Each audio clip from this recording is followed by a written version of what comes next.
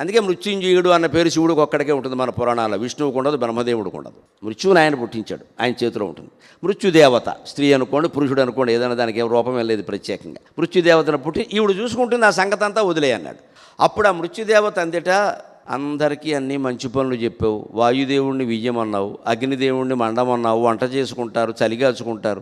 వాయుదేవుణ్ణి వియ్యమన్నావు, ప్రజలంతా బతుకుతారు.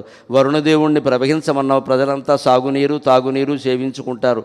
నా కర్మ ఏమిటి, నాకు అందరినీ చంపే పని చెప్పావు, నన్ను అందరూ తిట్టుకుంటారు కదా, దిక్కుమాలిని మృత్యు అంటారు కదా, దిక్కుమాలిని మృత్యు అంటారు కదా, ఈ తిట్లన్నీ నేను పడాలా, అందుకని నాకు కాస్త మంచి పని చెప్పబోయే, ఈ పని నేను చేయనంది. మరి అందరూ అన్ని పనులు చేయాలి కదా.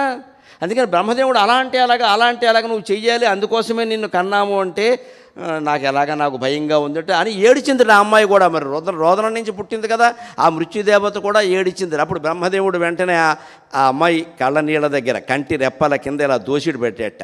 ఆ దోసిడి నిండా కన్నీళ్లు పడ్డాయి. వెంటనే అన్నట్టు ఆయన, ఈ దోసిడి కన్నీళ్లలో ఎన్ని కారణాలు ఉన్నాయో మనిషి మృత్యువుకి అన్ని కారణాలు ఉంటాయి, నేను ఎవ్వడూ అనుకోడు, బీ సేఫ్ అన్నాడు. అంతే కూడా.